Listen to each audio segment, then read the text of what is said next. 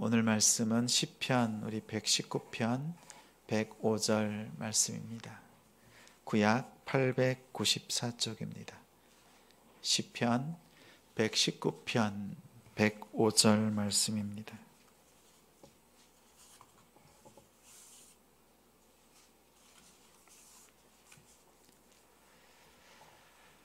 함께 읽습니다. 주의 말씀은 내 발의 등이요 내 길의 빛이니이다. 우리 한 번 더 읽습니다. 주의 말씀은 내 발의 등이요 내 길의 빛이니이다. 아멘. 오늘 말씀의 제목은 말씀으로 사는 삶, 말씀으로 사는 삶이라는 제목으로 우리 권사님을 통해서 말씀을 듣겠습니다. 잠깐 소개를 드리면 제가 전에 섬겼던 교회에서 유년부 교사로 또 담당 교육자로 만났습니다. 지금으로부터 약 한 13년, 14년 전 그때의 만남이 그동안 말씀을 통해서 또 이어졌고 또 힘있게 함께 중보 기도하면서 이렇게 이 시간까지 왔습니다.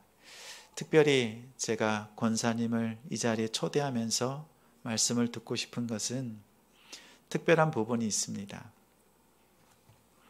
그 시간 동안에 우리 성경 33독, 이제 34독째 있습니다. 성경을 읽는 것이 아니라 매일 타자로 33독을 했습니다. 그런데 제가 권사님의 그 소식들을 들으면서 제 마음속에 주시는 은혜는 말씀이 중심이 되어 사는 삶이 무엇인지를 보여주셨어요. 하나님께서 권사님을 통해서. 그리고 이제 말씀이 우리의 삶에 들어오는 것이 무엇인지를 또 권사님을 통해서 저 또한 배웠습니다. 우리 하반기 때 말씀을 가까이 함이 내게 복이라 말가복 했지요. 이제 올 한 해를 시작하는 1월, 이때 하나님 앞에 우리가 나아가는 것 다른 데 있지 않습니다. 말씀 앞에 서는 우리가 되길 바라고 오늘 권사님을 통해서 주시는 그 말씀을 통해서 은혜 받고 말씀을 붙들고 기도하는 우리가 되기를 소망합니다. 제가 먼저 다시 한번 기도하겠습니다. 하나님 감사합니다. 사랑하는 딸을 붙드시고 인도해 주신 은혜를 기억합니다. 주님께서 말씀해 주실 때 말씀 가운데 온전히 거하도록 붙잡아 주신 지난 세월을 기억합니다. 오직 주의 말씀으로 이끄셔서 오늘 이 시간 주님께서 하신 일들을 삶을 통해 고백하고 주님 앞에 올려드리오니 입술에 은혜를 더하여 주시고 주께서 하신 일들을 낱낱이 고하여 올려드릴 때 우리 성령 하나님께서 주장하시고 같은 은혜로 이 시간 우리의 심령에 부어 주옵소서. 하나님의 말씀을 간증하면서 예배케 하심을 감사하고 전심으로 하나님을 사랑하며 하나님을 예배하며 찬양케 하시는 하나님께 기쁨을 드리는 귀한 마음을 기억해 주옵소서.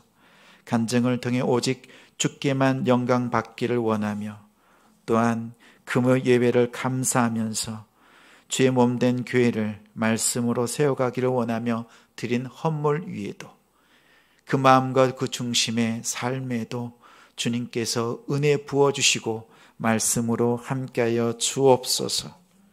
주님께서 오늘 귀한 간증을 통해서 영광 받으심을 감사드리며 예수님의 이름으로 기도합니다.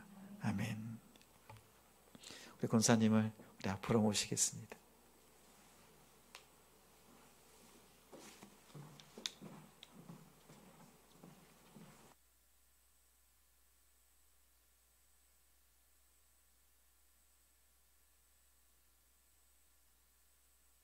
할렐루야. 여러분 반갑습니다.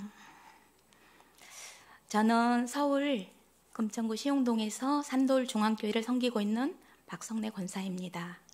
제가 오늘 이 자리에 오게 된 건 너무나도 많이 부족한데 목사님께서 말씀 간증을 해달라고 부탁을 하셨습니다. 남동탄 지성교회 저는 기도의 동역자로 이 자리에 오게 되었습니다. 설립 과정도 목사님께 들었고 그때 중보기도 요청도 하셨기에 제가 기꺼이 순종하는 마음으로 여러분 앞에 저의 간증을 전해드리고 싶어서 나왔습니다. 너무나도 부족하지만 이 시간을 통해서 하나님께만 영광 돌리는 귀하고 복된 시간 되기를 축복합니다.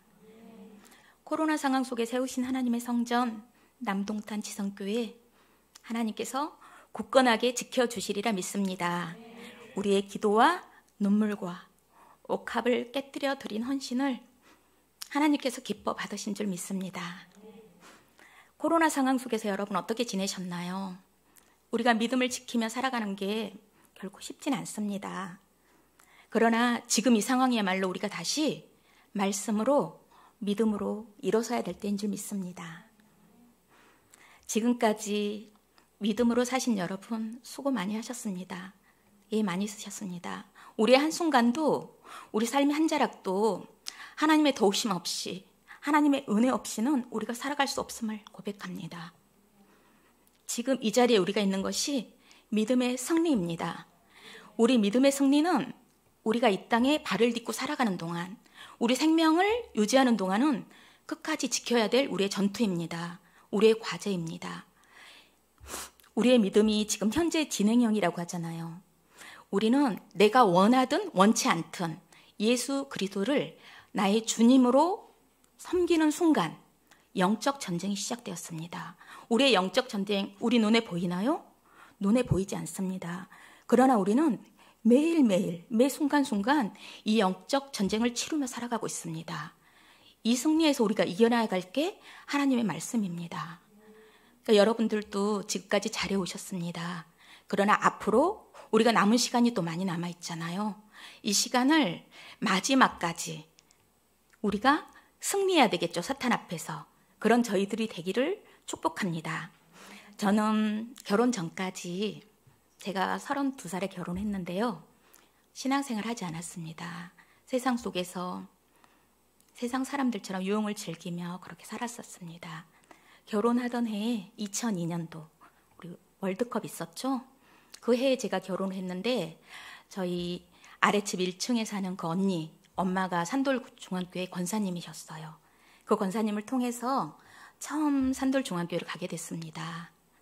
그래서 지금까지 그 교회를 섬기고 있습니다. 그런데 처음 교회를 갔는데 예배 마지막에 찬양을 부르는데요. 평안을 너에게 주노라 찬양 여러분 아시나요? 평안을 너에게 주노라 세상이 줄 수 없는, 세상이 알 수도 없는 평안을 주신대요. 그때 저는 아무것도 모르면서 눈물을 그렇게 흘렸어요. 아, 평안을 주시는 그 얘기를 세상에선 들어보지 못했거든요. 지금도 역시 저희는 예배가 끝나면 평안을 너에게 주노라 찬양을 하나님께 올려드리는데 그 평안이 사라질까 봐 하나님께 구하며 찬양을 드려요. 하나님 평안이 사라지지 않기를. 그렇게 지금도 그 시간을 보내고 있는 것 같습니다. 여러분, 여러분의 인생은 어떠신가요? 저는 제 인생을 말할 때 제가 많이 살진 않았지만 결혼 전에 제 인생은 검정색이라고 표현해요. 그리고 결혼 후는 흰색이다.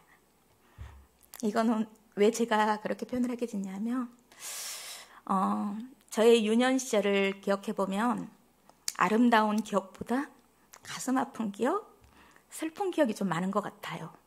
제가 8살에 이제 아버지가 돌아가시고 저희 엄마가 38살에 혼자가 되셨는데 이제 동생들이 4살, 6살, 제가 8살, 오빠가 10살, 언니 12살, 5남매를 키우셨습니다. 근데 너무 이른 나이에 물론 그 시대 때는 다 가난했지만 가난을 눈으로 많이 보고 또 엄마의 고생하시는 걸 보면서 중학교 졸업하고 16살에 제가 사회를 나오게 되었어요. 이제 가난도 싫었고 엄마에게 도움이 되고 싶었거든요. 그래서 사회에 나와서 낮에는 직장 다니면서 우리 봉제 공장 아시죠? 우리 세대는 다 알잖아요. 봉제 공장에서 시다 아시나요? 그때는 봉제 공장에서 일한 사람을 공순이라고 불렀습니다. 지금은 이렇게 웃으면서 말할 수 있지만 참 가슴 아픈 얘기거든요.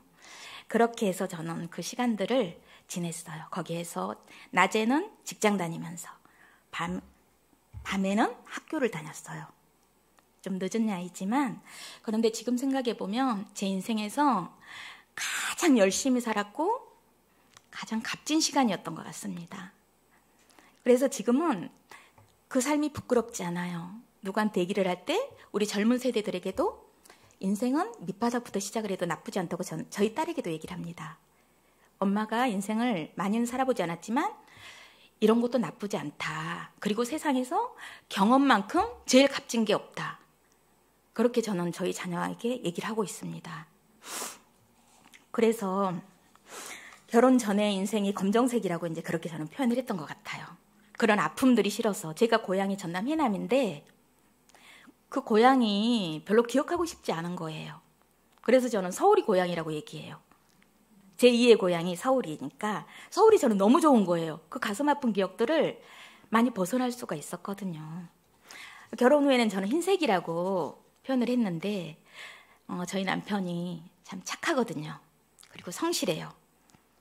그리고 잘생겼어요. 근데 한 가지 지금에 와서 느끼는 건데 신앙이 없는 게 이렇게 마음에 불평이 될 수가 없는 거예요. 그런데 이제 저희는 연애할 때 그걸 제가 먼저 얘기했어요. 우리는 결혼하면 종교는 강요하지 말자. 제가 이 말을 했기 때문에 남편한테 교회 가자 이런 말을 사실은 해도 뭐 되지는 않지만 더 어렵습니다. 그런 부분들이. 그랬는데 그때는 제가 남편을 잘 만나서 내 인생이 흰색이야 라고 표현을 했었어요. 그런데 그게 시간이 지나고 보니까 그게 아니었어요. 결혼을 하면서 저는 그 해에 신앙생활을 동시에 하게 됐던 거예요. 그래서 2마리 토끼를 잡은 행운아가 저였더라고요. 그래서 정말 너무너무 저는 감사한데 저희 남편은 지금까지 10여 년의 이상의 시간을 저희가 이제 차로 교회를 가는데 거리가 조금 있습니다. 버스 정거장으로 한 3-4정거장? 저희를 교회 앞에만 태워다 줘요. 그리고 새벽 기도 갈 때도 태워다 줍니다. 제가 태워다 달라고가 아니라 어느 날 그 마음을 하나님께서 주셨어요. 제가 이제 표현을 그렇게 해요. 저희는 신년 초면은 일주일을 새벽 기도를 하면서 새해를 시작하거든요. 근데 저희가 찬양단으로 섬기기 때문에 또 참여를 꼭 해야 되죠. 제가 나는 이번 주는 바빠 이제 그렇게 표현을 해요. 그러면 남편이 알더라고요. 내가 태워다 줄게. 이렇게 교회 앞에는 가는데 이렇게 성전에 들어와서 하나님을 예배하는 거는 아무나에게 있는 행운이 아니라는 걸 저희 남편을 보면서 알게 됐어요. 교회 앞에는 너무나도 10년에 이상 새벽 기도까지 한다면 일반 사람보다도 더 열심히 다니는데 예배의 자리로를 나오지를 못하는 거예요. 왜냐하면 하나님의 때가 아니기 때문에. 저희 남편이 저희 교회를 한 2번, 3번 온 것 같아요. 왜냐하면 아이 어렸을 때 세례를 받아야 되는데 제가 세례를 안 받았기 때문에 늦게 좀 도이 될 때 받았거든요. 그러니까 아이가 무겁잖아요. 그래서 제가 남편한테 애를 안아야 되니까 와서 좀 해줬으면 좋겠다고 그랬어요. 그랬더니 그날 왔고요. 그리고 그 다음에는 아이들 찬양단 할 때 한 번 왔어요. 그리고 제 권사임직을 받는데 제가 2018년도에 권사임직을 받았는데 남편이 토요일 날 저녁까지도 온다는 얘기를 안 하는 거예요. 그래서 식구들한테도 아무한테도 얘기를 못했어요. 내일 권사임직인데 와달라는 얘기를요. 그리고 제가 이제 남편한테 얘기를 했죠. 남들도 축하를 해주는 권사임직을 축하를 받으면서 권사임직을 받고 싶다고 얘기를 했어요. 그래서 울며 겨자 먹기로 남편이 이제 갑자기 오게 돼서 제 임직 사진을 보게 되면 가족들이 휴가를 가 있다가 제가 이제 갑자기 얘기를 했죠. 그래 반바지 차림으로 막 왔어요. 그러니까 너무 저는 부끄러웠어요. 그날은 사진을 찍고 그러는데 저희 가족 사진을 보니까 너무 부끄러운 거예요. 그렇지만 그 자리에 왔다는 게 참 감사한 것 같습니다. 그렇게 3번의 시간을 왔습니다. 근데 지금도 남편을 위해서 기도하는 거는 부끄러운 구원일지라도 구원을 받기를 구하고 있습니다. 지금 여기 앉아 계신 여러분들은 너무너무 축복자입니다. 근데 우리가 그걸 잘 모를 때가 많이 있어요. 그렇죠? 여러분들 신앙생활하면서 내가 가장 잘한 것 같다고 생각한 것이 무엇이 있나요? 내가 참 잘한 것 같다고. 저는 제가 신앙생활 할 때 초신자 때죠. 임신을 했는데 전도사님, 여자 전도사님께서 아이에게 시편하고 잠언을 읽어주라고 했어요. 저는 근데 또 아무것도 모르면서 시편하고 잠언을 읽어줬어요. 그게 지금 생각하니까 너무 잘한 거예요. 평생에 한 번밖에 없잖아요, 임신은. 그런데 그래서 그런지 아이가 굉장히 정서적으로 안정이 되고 온유하고 착한 심성이 하나님께서 주신 것 같습니다. 근데 한 가지를 구하지 않았던 게 제가 체육을 잘 못해요. 근데 체육도 잘한 아이를 주시길 구했어야 되는데 그걸 구하지 않았더니 아이가 아주 달리기를 꼴찌하고 다니고 있습니다. 저도 그랬거든요. 그러니까 우리 미혼들이 지금 많이 있을 것 같아요. 하나님께 구할 수 있는 건 구했으면 좋겠어요. 나의 단점? 그러면 나의 배우자의 장점? 저는 그거는 권해드리고 싶어요. 정말. 제가 저희 남편이 여기 보조개가 있거든요. 보조개 달라고는 기도했어요. 그리고 머리를 다 묶었을 때 예쁜 이마 주기를 기도했어요. 그랬는데 체육을 잘하기를 구하지 못했던 게 아쉬움이 살짝 있더라고요. 그래서 우리 미혼 친구들이 많이 있는데요. 하나님께 구할 때 하나님은 주십니다. 내가 구하지 않기 때문에 받을 수가 없다고 저는 생각합니다. 그러니까 제가 이제 믿음 안에서 말씀 앞에 나아가던 때가 있었어요. 사실 누구나 다 그런 때가 있잖아요. 2010년도였어요. 딸아이가 초등학교 들어갈 때 제가 직장 생활을 거의 했거든요. 근데 아이 돌볼 사람이 없어서 직장을 그때 그만두고 학교 근처로 이사를 가게 됐어요. 전세값이 너무 비싸서 아주 오래된 작은 빌라를 사게 됐는데 1억의 대출을 받았거든요. 그런데 대출을 갚을 그런 염려와 또 앞으로 직장 생활을 해야 되는데 이 상황에서 어떻게 해야 될지를 모르겠는 거예요. 그래서 우리가 근심 걱정이 있을 때 여러분 우울증 아시나요? 우울증 겪어보신 분이 계신가요 혹시? 그때 저는 우울증을 겪게 됐어요. 그게 우울증인지도 몰랐어요. 삶에 기쁨이 없는 거예요. 입맛도 없는 거예요. 아무런 의욕이 없어요. 아침에 눈을 뜨는 게 두려워요. 잠은 자면서 감사하게도 하나님은 잠은 주셨어요. 잠은 자면서 아침에 눈을 뜨려고 그러면 다짐을 하고 잤어요. 내일 아침에는 내가 즐겁게 힘차게 하루를 시작하리라. 그런데 아침에 눈을 뜨면 여지없이 무너져 내리는 내 자신이 너무너무 힘든 거예요. 그래서 하루는 병원을 갔었어요. 정신과를. 그랬더니 우울증이 한참 진행됐다고 하더라고요. 약을 받아왔는데 한 번은 먹었는데 대부분 정신과 약을 먹은 사람들이 평생 또 약을 먹는 거를 본 적이 있었던 것 같아요. 한 번 먹고 이러다가 약을 의존하는 삶이 될 것 같아서 두려운 거예요. 그래서 약을 안 먹었어요. 그랬는데 그때가 2010년 5월 24일이었어요. 산돌중앙교회 그 집사님께서 성경 타자를 알려주신 거예요. 그래서 제가 정말 그때는 살아야 되겠다는 생각에 믿음은 사실 없었던 것 같아요. 그렇지만 말씀을 붙들어 보자. 그리고 성경 타자를 쳤어요. 잠자는 시간 빼고 남편과 아이 케어하는 시간 빼고 하루 종일 말씀을 붙들었던 것 같아요. 팔목이 아파도 붙들고 그랬는데 3개월에 걸쳐서 8월 말일쯤에 일독을 이제 하게 되는데 제가 회복이 되었다는 걸 그때 안 거예요. 아, 내가 회복이 되었어요. 저도 몰랐는데 하나님께서는 하나님 앞에 내가 내 모습 그대로, 상한 마음 그대로, 내 연약한 모습 그대로, 내 삶의 모든 문제들을 가지고 주님 앞에 저는 그냥 나아가기만 했어요. 따로 그 상황에 하나님 도와주세요. 이런 기도할 상황도 못했거든요. 그런데 하나님께서는 우리가 하나님께 드림으로 나아갈 때 그렇게 저를 회복을 시키더라고요. 그런데 이 시간 속에서 하나님께서는 물질의 복을 허락하셨는데 저는 이걸 11조의 간증으로 얘기를 해요. 그때 제가 직장을 다니지 않았지만 하나님께 물질을 드리고는 싶은데 사실 드릴 여건이 많이 안 됐어요. 그렇지만 앞으로 내가 직장을 다닐 거잖아요. 그러니까 다닌다고 생각을 하고 남편 월급으로 해서 온전한 11조를 드렸어요. 그런 마음을 주셨어요. 그런데 그때 대출을 1억을 저희가 받았는데 남편이 직장 생활을 했었거든요. 일반인 직장 생활하면서 그 월급쟁이로 그 상황에 3개월, 4개월이었던 것 같아요.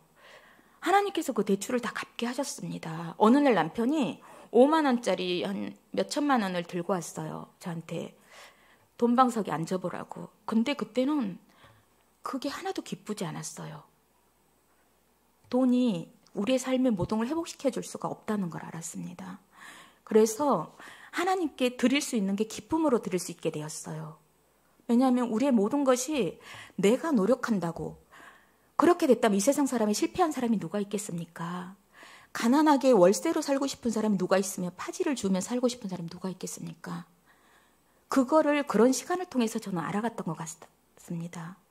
여러분들도 물론 그런 삶을 많이 체험하셨을 거라고 믿습니다. 그러나 우리가 이 시간은 영원히 내 생명을 하나님께서 걷어가시는 그 순간까지 지켜내야 할 우리의 숙제라고 생각합니다. 여러분 혹시 구제 좋아하시나요? 구제. 때로는 부담스럽죠. 저도 참 그런 거를 부담스러워했었어요. 근데 말씀을 우리 보면은 잠언 11장 25절 말씀입니다. 구제를 좋아하는 자는 가난해질까요? 풍족해질까요? 풍족하여질 것이래요. 그리고 남을 윤택하게 하는 자는 자기도 윤택하여진대요. 저는 이런 말씀을 알고부터는 할 수가 있는 거예요. 이 말씀을 몰랐을 때는 할 수가 없었어요. 왜요? 모르니까. 누가 가르쳐주지 않잖아요. 그리고 가르쳐준다고 할지라도 내가 체험하지 않고는 내 신앙이 되지 않거든요. 잠언 19장 17절 말씀을 보면 가난한 자를 불쌍히 여기는 것은 하나님께 구워드리는 것이래요. 그의 선행을 하나님께서 그에게 갚아주신대요. 여러분. 저는 이 말씀을 알았을 때 정말 말씀을 읽지 않고 말씀을 듣지 않고 우리가 이걸 어떻게 알 수 있습니까? 이 귀한 보석 같은 말씀을. 이 말씀을 알았기 때문에 이 말씀에 순종할 수가 있었어요. 우리 마음에 두 마음이 있는 거 아시죠, 여러분? 내가 누군가를 섬기고 싶은 마음도 있지만 내 현실을 생각하면 형편이 안 되는 거예요. 그렇지만 내 마음이 아니란 거 아시잖아요. 이건 내 마음이 아니야. 주고 싶은 마음이. 그렇지만 하나님이 주신 마음이란 걸 알았기에 섬길 수가 있는 거예요. 왜냐하면 하나님께서는 하나님께 구워드리는 거라 그랬잖아요. 그럼 하나님께서는 우리에게 요만큼 주시겠어요? 요만큼 주시겠어요? 그거를 알아가는 시간인 것 같아요. 말씀 앞에 나아가는 시간은 내가 하나님을 알아가는 시간, 내가 하나님을 경험하는 시간인 것 같습니다. 그래서 여러분들 우리가 그런 노래도 부르죠. 나의 입술의 모든 말과 나의 마음의 묵상이 주께 연락되기를 원하네. 우리가 이 찬양 많이 부르잖아요. 이게 시편 19장 14절 말씀이에요. 19편 14절 말씀. 여호와여 내 입의 말과 내 마음의 묵상이 주님 앞에 연락되기를 원하나이다. 때로는 하나님께 그런 기도를 많이 하잖아요. 우리 기도할 때 말씀으로 많이 구하는 기도를 했으면 좋겠습니다. 하나님, 제 입술의 모든 말과 제 마음의 묵상까지도 아신다는 하나님이시잖아요. 이렇게 구하면서 나아갈 때, 우리가 말씀을 선포하며 나아갈 때 하나님께서는 더 빠른 응답으로 함께 하시는 것 같습니다. 그리고 사탄들은 하나님 말씀 앞에 꼼짝을 못 하잖아요.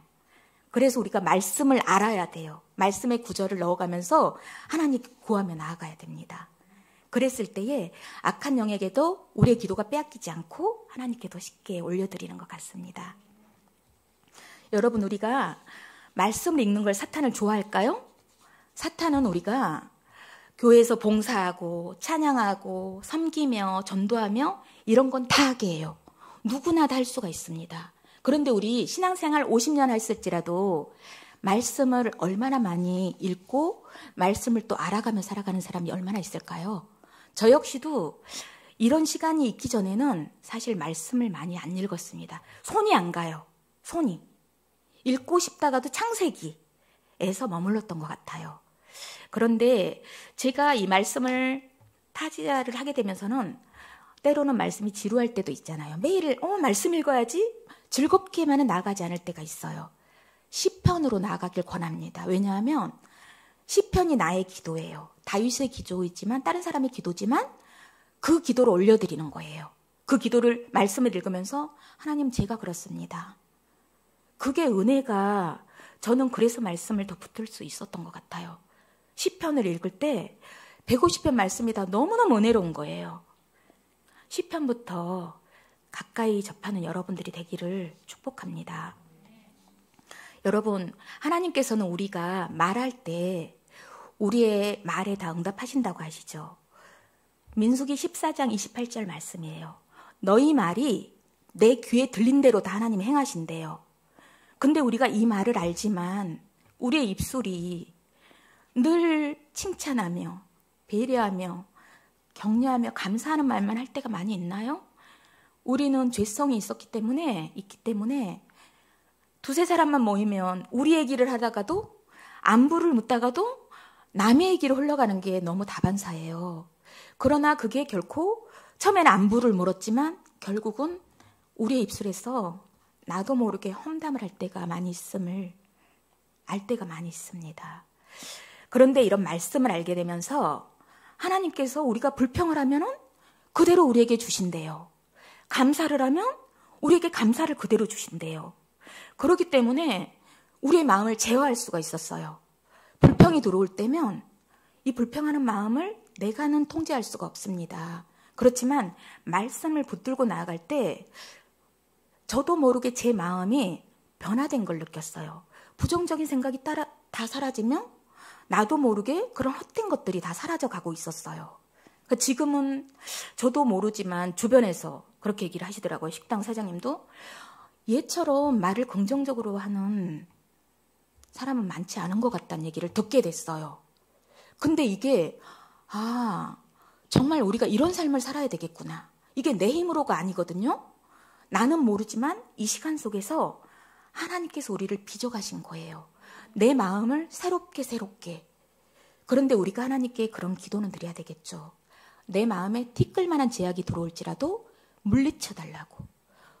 그리고 우리 다윗의 기도 아시죠? 우리가 성령이 소멸되지 않기 위해서는 내 안에 죄가 없어야 되거든요. 그래서 하나님께 늘 우리가 육으로 지은 죄가 죄만이 아니잖아요. 내 마음으로 지은 죄, 내 생각으로 지은 죄, 우리가 하나님 말씀대로 살아가지 않은 것도 죄라는 게 참 부담이었습니다, 저는. 그렇지만 우리가 죄를 하나님께 회개하며 나아갈 때에 우리의 영은 새롭게 거듭남을 알게 되었어요. 그래서 우리가 회개가 나올지 않을지라도 먼저 하나님 전에 나왔을 때는 먼저 주님께 하나님께 우리의 죄를 먼저 회개하는 마음으로 나아갔으면 좋겠습니다. 그 기도가 제 영혼을 맑게 했던 것 같아요. 어느 날부터지만 아마 이것도 성령님의 인도하심이라고 저는 생각합니다. 누가 가르쳐 주지는 않았던 것 같아요. 그렇지만 내가 내 영혼을 세워가야 되기 때문에 그렇게 하나님께 구하며 나갔죠. 우리가 늘 죄악된 모습으로 하나님 앞에 나오잖아요. 하나님 오늘도 제가 죄악으로 얼룩지 몸과 마음으로 주님께 나왔습니다. 우리의 힘으로는 정결하게 할 수가 없습니다. 주 예수 그리스도 보혈로 정결하게 씻어주기를 늘 구하며 나아갈 때 하나님께서는 우리를 그렇게 변화시켜 가시는 것 같습니다. 그리고 어느 날 제가 새벽 기도를 나갔을 텐데 이건 2010년도였던 것 같아요. 사람들이 새벽 기도를 다니는데 힘들지 않을까? 저는 이제 새벽 기도를 그때는 안 다녔기 때문에 궁금했어요. 그래서 어느 날 눈을 딱 떴는데 4시 반이었어요. 교회를 가게 됐어요. 그래서 그날 제가 유초동부 교사할 때였던 것 같아요. 때로는 어린아이의 찬양이 우리에게 더 은혜가 되거든요. 그 가사가 있었어요.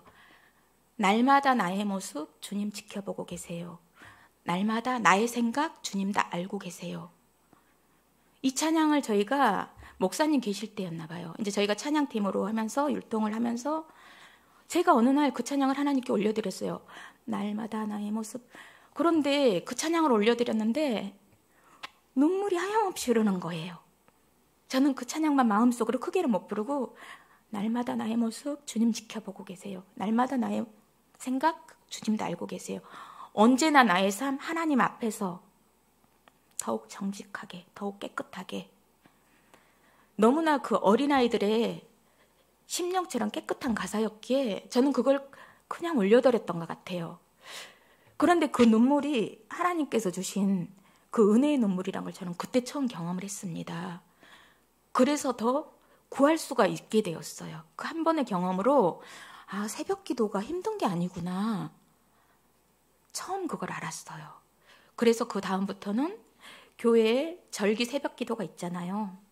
참여를 꼭 하게 됐어요. 왜냐하면 그 은혜를 구하기 위해서 그 은혜가 또 받고 싶었거든요. 그러면 하나님께서는 은혜를 구하며 나아갈 때 늘 은혜를 부어주셨습니다. 그러니까 우리가 하나님께 막연하게 기도하는 것보다 하나님께 달라고. 우리 과부 알죠? 재판장과 과부. 한 과부가 불의한 재판장 앞에 가서 밤낮 찾아가서 부르짖었잖아요. 그러니까 재판장이 귀찮아서 그걸 들어주는데 우리 하나님께서는 귀찮아서가 아니라 너무 기쁨으로 그래 네가 나를 제일 의지하고 살아가는구나. 그러면서 하나님께서는 우리에게 더 좋은 것으로 더 많은 것으로 채워주시는 주님이심을 고백합니다. 하나님께서 우리가 사모할 때 그 영혼을 더 채워주시는 것 같아요. 우리가 시편 말씀 아시죠, 여러분? 시편 107편 9절 말씀. 그가 사모하는 영혼을 만족해 하신대요. 그리고 줄인 영혼에게 좋은 것으로 채워주신대요. 어느 날 이 말씀을 듣게 되었는데 설교 제목이 이게 나온 적이 있었어요. 그가 사모하는 영혼을 만족하게 하시며. 이 말씀이 내 말씀으로 딱 와닿는 거예요. 정말 하나님이 그러셨지. 사모해야 됩니다. 사모해야 돼요. 우리가 연애할 때도 보고 싶어서 사모하잖아요. 근데 그런 마음하고는 또 다르지만 하나님께서는 사모할 때 더 좋은 것으로 채우시는 주님이십니다. 그리고 우리에게 필요한 거는 믿음이에요. 저도 참 믿음 없음이었거든요. 그런데 지금은 믿음 없이는 하나님을 기쁘시게 할 수가 없대요. 저 역시도 믿음 없어서 무너질 때가 너무 많았거든요. 엄마가 암으로 계실 때도 2년 전에 돌아가셨는데 우리가 믿음이 지금은 있는 것 같지만 내일은 어떻게 될지 한치 앞도 알 수 없거든요. 늘 믿음 달라고 구했어. 하나님 믿음 달라고, 믿음 달라고. 주시더라는 거죠, 하나님께서는. 믿음이 없이 우리가 세워질 수가 없습니다, 여러분. 그래서 하나님께 여러분 우리 삶의 문제도 구해야지 돼요. 그렇지만 먼저 믿음으로 우리가 채워졌을 때는 삶의 문제가 아무것도 아니에요. 내 믿음이 내려가 있을 때 우리 삶의 문제가 너무 큰 거예요. 하나님은 안 보여요. 삶의 문제가 너무 클 때는. 저는 그랬던 것 같아요. 그래서 그걸 또 문제보다도 크신 주님을 부르짖었던 것 같아요. 문제보다 크신 주님, 이 문제 해결해 달라고 그렇게 부르짖고 나아갔던 것 같습니다. 하나님께서는 우리가 하나님께 붙어있기를 원하시잖아요. 나는 포도나무요, 너희는 가지라. 우리가 가지가 나무에 붙어있어야만 생명을 유지할 수 있잖아요. 열매를 맺어갈 수가 있고. 그런데 이 생명을 유지하는 게 교회에만 왔다 갔다 한다고 되는 것 같지는 않은 것 같아요. 우리 그런 사람들이 참 많이 있잖아요. 그런데 교회에만 왔다 갔다 하는 것도 귀하죠. 그러나 이 성전에 와서 앉았다가 그냥 가는 자들도 많이 있을 거예요. 그렇기 때문에 말씀을 알고 나아갈 때에 우리가 신앙이 요만큼 자라던 게 훨씬 달아가는 것 같아요. 우리의 은혜가 어떤 사람은 발목까지, 어떤 사람은 무릎까지, 어떤 사람은 가슴까지, 어떤 사람은 머리를 넘쳐까지 은혜가 받는다고 하더라고요. 근데 우리는 발목까지 은혜를 받으면서도 은혜 받았다고 얘기할 때가 많이 있잖아요. 그렇지만 은혜는 우리가 구하면 구할수록 하나님께서 풍족하게 채우시는 주님이십니다. 네, 여러분, 우리가 두 주인을 섬길 수 있나요? 근데 두 주인을 섬기며 살아갈 때가 많이 있죠. 너희는 재물과 하나님을 겸하여 섬길 수 없다고 그러셨는데 우리 현실에서는 재물이 없이 살아갈 수가 없습니다. 모든 물질이 다 생활에서 필요하기 때문에요. 그렇지만 이걸 우리가 하나님께 구해야 될 기도 제목이더라고요. 하나님께서는 우리는 그걸 몰라요. 물질도 구하며 모든 걸 구하지만 어느 날 모든 것이 하나님 안에 있다는 걸 알게 됐어요. 하나님께서 모든 걸 만들었기 때문에. 그래서 우리가 구할 게 하나님이라는 걸 알게 됐습니다. 그래서 하나님을 구하게 되는 거예요. 주님으로 채우소서. 주님으로 충만하게 채우시기를. 왜냐하면 주님 안에 그 모든 것이 있기 때문에. 그런데 우리가 주님께서 누리라고 주시는 우리의 피조물들을 우리가 주인 삼아 살아갈 때가 너무나도 많이 있잖아요. 우리의 물질 또한 하나님께서 우리에게 누리라고 주신 물질이거든요.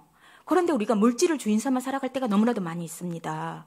그렇기 때문에 하나님으로 채워지기를 구해야 될 것 같습니다. 그리고 하나님께서는 우리가 한 발은 세상에, 한 발은 교회에 이렇게 살아가는 걸 기뻐하지 않으세요. 그런데 참 이게 어려운 것 같지만 단순하게 생각하면 참 쉬운 것 같아요. 저 역시도 그런 믿음 없음이었던 시간들이 많이 있었기에 근데 말씀을 붙들며 나아갈 때에 너무나도 어려운 얘기 같지만 그렇게 변해가게 하셨어요. 세상의 물질에 대한 욕심 누구나 다 있잖아요. 여자들은 더더더 뭘 보면 사고 싶은 욕망들이 있거든요. 저 역시도 너무 가난했던 시절이 있기 때문에 그런 채워지지 않음이 있는 거예요.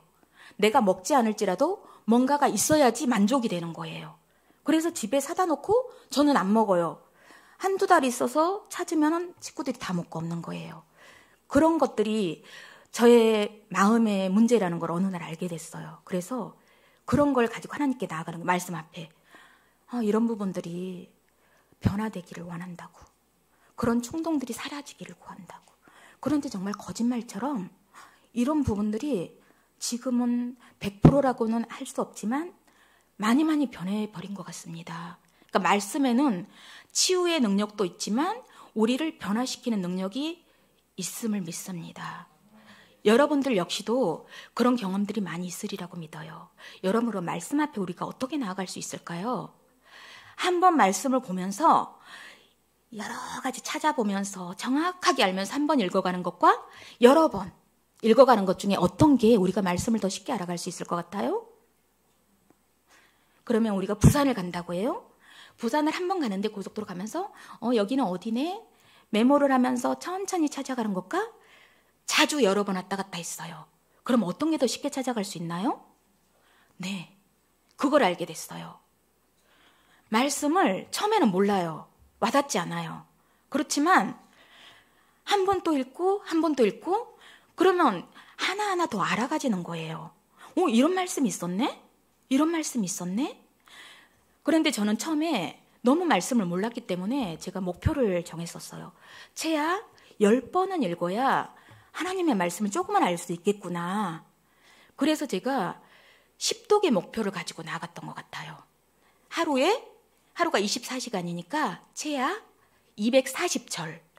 우리가 장으로 읽지 않아도 하루에 한 절, 두 절, 세 절 읽을지라도 여러분 그게 큰 힘이 되는 것 같습니다. 우리가 육의 양식 하루에 몇 번 먹나요? 3끼 먹잖아요. 3끼만 먹나요? 간식까지 하면 10끼도 먹잖아요. 그러면 채야 말씀 10절은 읽어야 되지 않습니까? 저는 그런 마음이었어요. 육의 양식을 3끼를 먹으면 말씀 3절은 읽자. 3장이 아니라 3절. 그런 마음으로 말씀 앞에 나아갔던 것 같아요. 그래서 회사를 다닐 때도 이제 다른 사람들이 있죠. 그지만 창을 내려놓고 3절을 치고 하루를 시작하는 거예요. 그러면 하나님께서는 어떻게 지혜를 주셨냐 하면 제가 이제 문제가 있는 문제들 있잖아요. 결제를 받을 게 있거나 오타가 보이는 거예요. 그걸 알게 됐어요. 그래서 말씀을 붙들지 않을 수가 없는 거예요. 3절이라도. 하루 3끼 밥을 먹으니까 3절을.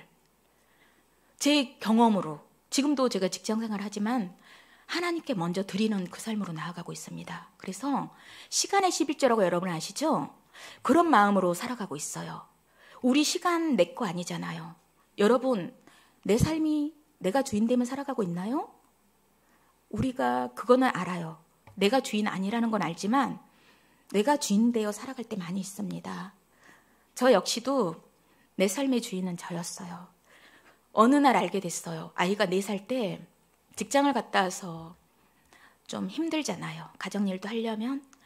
제 감정이 제가 힘듦으로 아이에게 언성이 높아지며 이런 걸 알게 됐어요. 어느 날 하나님께서 그걸 알게 하셨어요. 그 자녀 내가 너에게 잠시 맡긴 나의 자녀다. 그 사실을 안 이후로는 지금도 저는 제 딸아이에게 존댓말을 하거든요. 왜냐하면 반말을 하게 되면 쉽게 대하게 돼요. 그리고 격한 말도 부부간에도 그렇잖아요. 부부간에도 존댓말을 거의 하거든요. 싸움이 잘 안 됩니다. 존댓말을 하면. 반말을 하게 되면 막 나가잖아요. 막 야 이러면서. 그런 거를 알게 해주셨어요. 자녀가 내 자녀가 아니고 내 소유물이 아니라는 걸. 그렇기 때문에 잠시 하나님께서 나에게 맡겨준 하나님의 자녀잖아요. 나와 똑같은 인격적으로 대하게 되는 거예요. 너무너무 감사하죠. 이게 세상 어디 지식에 나와 있지 않잖아요. 그리고 모든 것의 주인이 하나님이라는 걸 누가 가르쳐주지 않았지만 말씀을 읽어가면서 그걸 알게 해주셨습니다. 성령님께서. 나의 시간, 나의 물질, 첫 번째가 나의 생명이겠죠. 왜냐하면 지금 이 시간에도 많은 사람들은 생명이 끝나서 가는 자들이 많이 있을 거예요. 나이에 상관없이. 때로는 이런 기도를 하나님께 올리게 되면 눈물이 날 때가 많이 있더라고요. 왜냐하면 나의 생명이 지금 연장되고 있음이 내 어떠함이 아니거든요. 하나님께서 주신 시간이거든요. 나의 재능, 우리 찬양팀들 재능. 이 재능도 우리가 세상에 쓸 수도 있지만 나를 지으신 하나님께 드릴 때에 하나님께서 더 귀하게 쓰시잖아요. 그리고 우리에게 더 좋은 곳으로 주시잖아요. 나의 일터, 내 잘남, 나의 어떠함으로 그 일터를 다니고 있지 않더라고요. 나의 가정, 너무 행복해요. 때로는 눈물 날 때도 있어요. 너무나도 아무것도 아닌 저에게 이런 행복한 가정을 주셔서, 좋은 남편을 주셔서, 착한 자녀를 주셔서 너무너무 감사한 거예요. 제 복에 겨운 거예요. 그지만 우리가 이게 내 어떠함이 아니라 하나님께서 누리라고 주신 잠시 잠깐 누리는 우리의 행복이더라고요. 나의 자녀, 나의 삶보다 먼저 하나님이 걷어가실 수도 있지만 하나님께서 주셨기에 이 시간들 우리가 최대한 서로 위로하며 격려하면서 이 시간을 살아갈 때에 우리의 가정이 우리의 천국이더라고요. 우리는 멀리서 우리 행복을 찾아가잖아요. 우리의 가정에서부터 모든 것이 시작되는 것 같아요. 내가 가정을 돌보지 않으면서 밖에서 모든 걸 잘하고 다닌들 그 마음의 공허함은 채울 수가 없습니다. 작은 것에서부터 우리가 충성할 때 큰 것에도 충성할 수가 있거든요. 그렇지만 우리가 작은 것에 불의할 때 큰 것에 충성할 수가 없습니다. 그 마음으로 저는 살아가려고 하는 것 같아요. 제가 능력이 많은 것도 아니에요. 그렇지만 정말 학벌이 너무 많이 부족하죠. 저의 직장은 일반 자동제어 공사 업체예요. 그렇지만 사장님이 따로 없습니다. 6명의 직원들이 공동으로 설립한 회사인데 하나님께서 이런 일터를 저에게 주셨어요. 저는 이걸 불과 안 지가 오래되지 않았습니다. 이게 하나님의 은혜구나. 하나님을 더더더 바라보라고, 하나님을 더더더 섬기라고 주신 일터였음을 지금은 알기에 제일 먼저 제가 회사에 가면은 물론 이제 기도를 하죠. 말씀으로 나아가요. 왜냐하면 하나님께서 주신 일터기 때문에. 그리고 하루에 모든 일과를 하나님께 맡겨드리는 거죠. 여러분의 일터도 하나님께서 언제 걷어가실지 모르고 우리의 삶이 또 언제 어떻게 끝날지 모르잖아요. 그러니까 우리의 자녀들에게도 말씀의 신앙으로 심겨지길 바라는데, 저희 딸은 초등학교 1학년 때 우리 타이핑 연습하죠. 컴퓨터 자판 연습. 성경타자로 하게 됐어요. 왜냐하면 제가 그 해에 사실 우울증이 왔었거든요. 그래서 제가 성경타자를 치면서 아이에게 그렇게 자연스럽게 흘러가게 됐어요. 하루가 24시간이니까 24절은 하나님께 치자. 그리고 방학은 갑절로 50절을 치자. 그렇게 해서 말씀으로 해서 지금 삼독을 향해 가고 있는 것 같습니다. 딸아이가 고3이 작년이었어요. 수능의 시간이었는데 지금은 모든 걸 말씀 앞에 그냥 나아갑니다. 왜냐하면 우리가 사람을 찾아가서 사람한테 내 하소연을 한들 해결이 되나요? 내 마음에 평안함은 있어요. 털어놨기 때문에. 그렇지만 해결이 된다고는 100%할 수는 없거든요. 우리 삶의 문제들이 있을 때 그냥 기도하지 않아도 돼요. 그 마음 그대로 말씀 앞에 나아가요. 이제 마음으로는 기도를 올려드리죠. 작년에 코로나였잖아요. 근데 저는 코로나가 참 유익했습니다. 다른 사람들은 힘들어했을 시간인데 참 죄송한데 저에게는 코로나가 아무런 영향이 없었어요. 저의 일터도 너무나도 감사하게 아무 타격도 없고 남편 일터도 너무나도 아무런 타격이 없이 그래서 더 섬길 수가 있었어요. 왜냐하면 우리가 할 수 있는 게 그거밖에 없었거든요. 하나님께서 주신 일터가 너 혼자 배불리 먹고 살아라가 아니라는 걸 알았기 때문에 나를 통해서 그 물질을 통해서 흘러가기를 왜냐하면 이 마음이 내 마음이 아니거든요. 누군가를 섬길 수 있는 마음 내 마음이 아니란 걸 알았어요. 이거는 내 마음이 아니야. 그러기 때문에 더 할 수 있는 거예요. 왜냐하면 내 마음이 아니란 걸 알기 때문에 더 해야 되고요. 왜냐하면 알았을 땐 하나님께서 복을 주시려고 알게 하셨거든요. 그러니까 여러분들께서도 내 물질 움켜쥐게 된다고 모아지는 건 아니라는 거를 아셨으면 좋겠어요. 그래서 물질이 내 친척들과 물론 가까이에부터 시작이 되겠죠. 내 교회 지인들과 그리고 회사 동료들과 그리고는 마지막에 열방의 선교사님들에게 저는 그게 제일 기쁜 것 같아요. 선교헌금을 후원을 하는데 아프리카나 우간다, 캄보디아, 이집트, 네팔 이런 곳으로 우리의 귀한 물질이 흘러간다면 더더더 귀하게 쓸 수가 있잖아요. 그래서 여러분들에게 권해드리고 싶어요. 이 물질 우리가 식사 함께 할 때 1, 2만 원 금방 나가잖아요. 그런 마음으로 처음에 시작을 했거든요. 저도 그래 한 끼 밖에서 안 먹는다 생각하고 섬기자.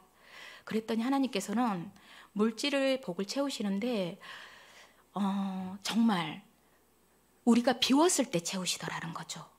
내가 내 통장을 채워놓고 할 땐 채워지지가 않았어요. 제가 교통사고가 몇 년 전에 났었는데 파란 횡단보도에서 건너다가 트럭한테 이렇게 치였거든요. 그런데 감사하게도 신발이 트럭 바퀴에 들어가 있었거든요. 그런데 그 끈이 떨어지면서 제가 트럭에서 튕겨나간 거예요. 그래서 그때 머리 다치고 갈비뼈 다치고 그랬는데 그냥 타박상으로 하나도 골절되지 않고 그런 시간들이 있었어요. 하나님께서는 내 모든 것이 내 거라고 한다고 해서 지켜지지가 않다라는 말씀을 드리고 싶어요. 그러니까 여러분들 올해 말씀 앞에 나아가기 위해서 오늘 제가 이 자리에 온 거라고 믿습니다. 그리고 제가 지성교회가 세워지기 전에 목사님께서 중보기도 요청을 하셨는데요. 제가 그때 엄마가 암으로 계셔서 정말 힘들었거든요. 제 신앙도 지키기 힘든 거예요. 그래서 매일 울면서 이제 말씀 앞에 나아가는 거예요. 어찌할 수가 없으니까. 근데 목사님께서 어느 날 전화가 왔어요. 교회에 설립을 하신다고 중보기도 요청을 하셨어요. 제가 울기만 했어요. 답변을 못했어요. 네, 열심히 기도하겠습니다. 이렇게 못했어요. 그래도 순종을 하는 마음으로 지금 이 자리에 섰습니다. 왜냐하면 힘든 코로나 상황에서 세워진 하나님의 성전이잖아요. 제가 작은아마 힘이 되어드리고 싶었어요. 그리고 여러분들이 말씀을 모르고 이 세상을 살아간다는 건 너무 불행한 사람인 거예요. 남들의 경험담을 듣는 것과 내가 체험하는 삶이 다릅니다. 그리고 말씀을 알았을 때와 몰랐을 때 내 믿음의 크기가 달라요. 말씀을 알고 나니까 믿음이 껑충 뛰어 올라가는 것 같아요. 그리고 그 말씀을 내가 행할 때 그 믿음은 더더더 갑절로 성장해 나가는 걸 느끼게 됐어요. 여러분들에게 올해 그런 축복이 있었으면 좋겠습니다. 성경 타자가 아니어도 좋아요. 성경 타자가 아닐지라도 올해 목표 1월 달만 시작해서 끝나는 게 아니라 올해 정말 내가 일독을 하나님께 올려드려야 되겠다. 이 마음으로 여러분들이 도전했으면 좋겠어요. 여러분 우리 이런 말 들어봤나요? 성경은 내 나이만큼 읽어야 된다. 들어보셨나요? 저도 이 말을 듣고 정말 깜짝 놀랐어요. 나이만큼 읽으려면은 지금 몇 독을 해야 되는 건가요? 근데 그 말씀이 맞더라는 거죠. 도전이 됐어요. 아, 나이만큼 읽어야 된다고? 근데 저는 이제 그게 부담이어서 교회 단인 연수로 하자. 그렇게 저를 위로했어요. 여러분은 어떤가요? 모태신앙인가요? 도전이 되기를 축복합니다. 나이만큼이 아닐지라도 내가 최소 1년에 1독.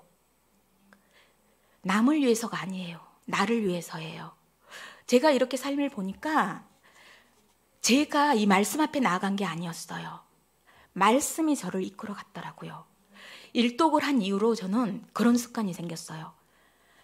이제 경험들이 있었잖아요. 내가 회복됐으며 물질의 축복이 들어왔으며 말씀을 알아갔기에 아침 6시면 일어났어요. 그때는. 말씀 앞에 나가는 거예요. 왜냐하면 하루에 첫 시간을 하나님께 드리고 싶은 거예요. 가장 귀한 것으로. 그리고 첫 시간을 드리며 하루를 시작하면 하나님께서 더 선한 길로 인도하실 거라고 제가 그렇게 믿음으로 나아갔어요. 하나님, 제가 하나님 앞에 서 있습니다. 말씀이 곧 하나님이기에. 코람데오, 우리 코람데오 알죠? 하나님 앞에서. 저는 이 말이 너무 두렵지만 이 말씀으로 살아가는 것 같아요. 늘 주님, 제가 주님 앞에 서 있습니다. 그 믿음으로 나아갈 때 일터에서나 어느 곳에서나 죄악으로 나아가는 게 멈춰지는 걸 느꼈어요. 우리가 자금을 관리하잖아요. 사무실에서 이제 격리이고 그러면 물질의 유혹 있잖아요.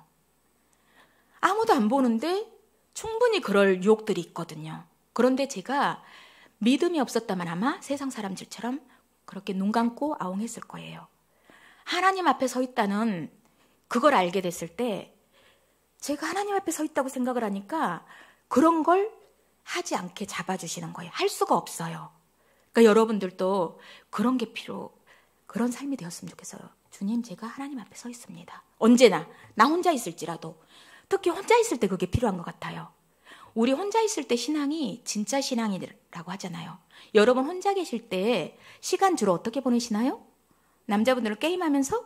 아니면 그걸 한번 돌아보셨으면 좋겠어요. 혼자 있을 때 나는 과연 하나님 앞에 어떤 모습으로 서 있는가?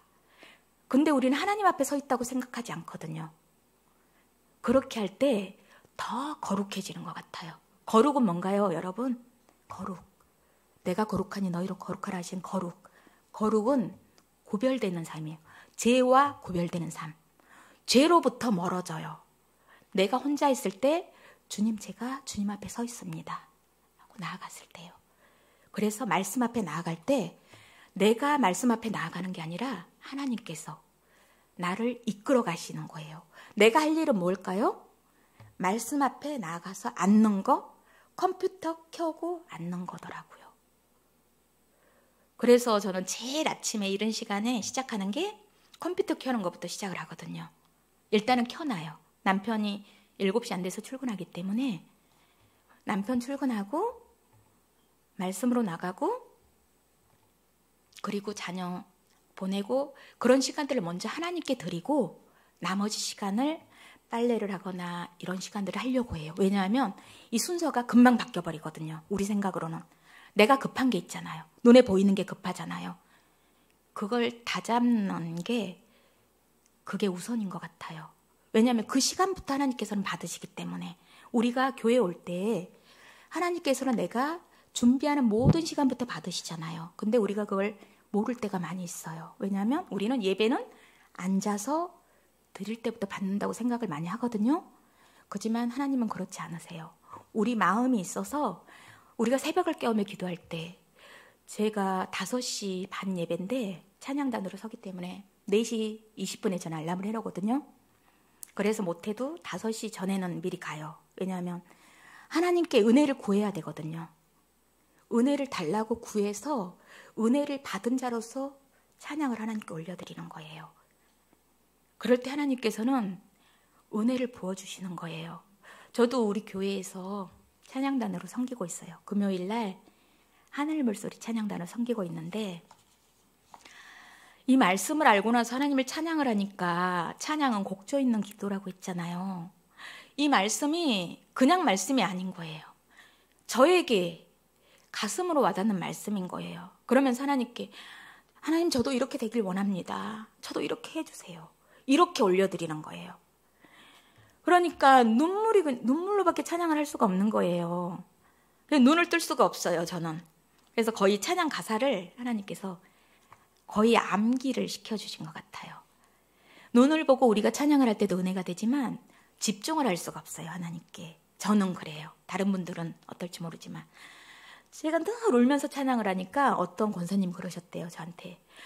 아니, 저 집사는 왜 저렇게 우냐고, 남편이 죽었냐고 그랬다고. 제가 그 얘기를 나중에 듣게 됐어요. 그렇지만 여러분, 우리의 눈물은 내가 울고 싶어서 나오지 않아요. 내가 원한다고 나와지지 않는다는 걸 알게 됐어요. 우리의 눈물은 하나님께서 말씀을 통해서, 때로는 예배를 통해서 우리에게 부어주시는 은혜의 선물이란 걸 알게 됐습니다. 우리가 눈물은 영혼을 씻어내는 거래요. 예배를 통해서, 찬양을 통해서 흘러내리는 눈물은 우리의 영혼을 씻어내리기 때문에 우리의 마음이 너무너무 맑아지는 거예요. 여러분, 우리 마음이 너무 메말라가지 않았으면 좋겠어요. 그런데 우리는 삶을 살아가다 보면 너무 메말라는 심정으로 주님 앞에 나올 때가 많이 있어요. 저의 경험으로 보면 너무 분주한 삶이 저를 그렇게 만들더라고요. 그래서 최대한 저는 분주한 것들을 내려놓으려고 하거든요.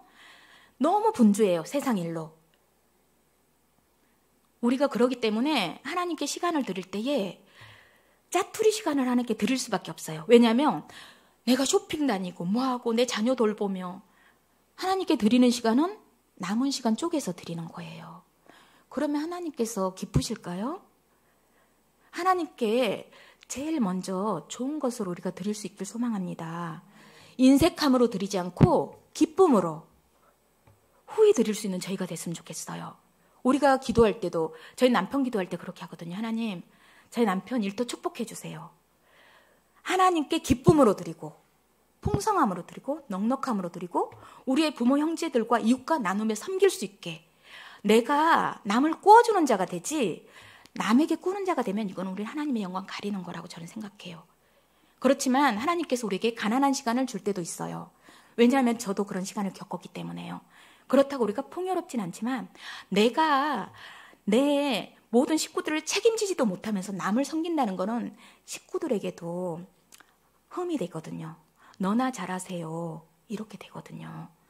그런데 내가 어느 정도의 여유로움이 되니까 흘러 들어가게 되는데, 흘러 들어갈 때 하나님이 채우시더라는 거예요. 그러니까 코로나 상황에 여러분 우리 많이 못 만나잖아요. 그냥 택배로 보내세요. 너무너무 저는 이 시간이 좋은 거예요. 그냥 보내면 되니까, 들고 가지 않아도 되니까요.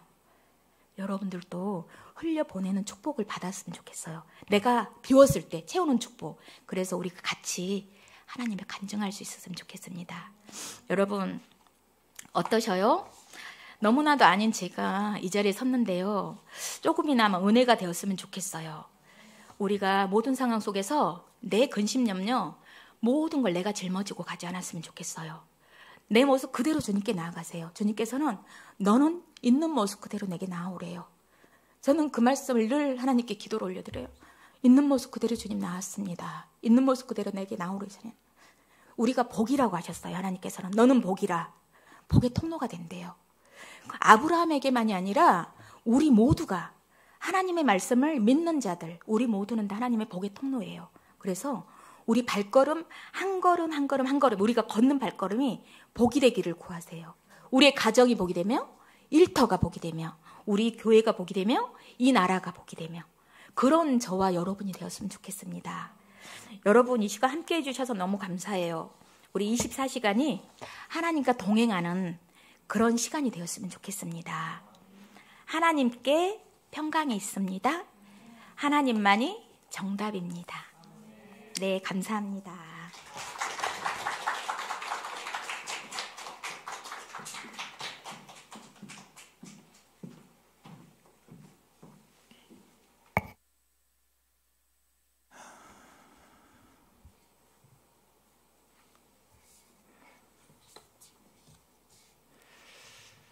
마음으로 기도했습니다.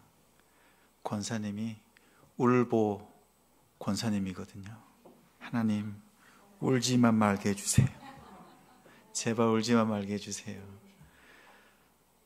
첫 마디부터 눈물이 글썽글썽 하시는데 하나님 지켜주세요. 얼마나 기도했는지 몰라요. 제가 10여 년 전에 봤던 성도 박성래 성도가 아니에요. 그 과정을 통해서 하나님께서 함께 하셨고 이제는 아주 강한 주의 좋은 군사가 되었음을 오늘 간증을 통해서 다시 한번 느끼면서 하나님께 감사했습니다. 사실 오늘 평생에 처음 간증이시죠? 첫 시간을 하나님 앞에 올려드리는 그 마음을 바라보면서 우리 하나님께서 얼마나 사랑하셨는지, 그리고 그 말씀의 힘이 얼마나 강하게 붙들고 계신지를 주님의 역사를 다시 한번 느끼는 시간이었습니다. 제가 들은 수많은 그런 이야기들이 있지만 그 중에서 정말 우리 성도님들에게 함께 나누고자 하는 내용들을 나눴습니다. 우리 성도님들도 말씀 붙들고 사십시오. 그래서 오늘 2022년이 하나님께서 정말 하셨음을, 모든 것이 하나님의 은혜입니다 라는 그 고백으로 올려드리는 우리가 되기를 소망합니다.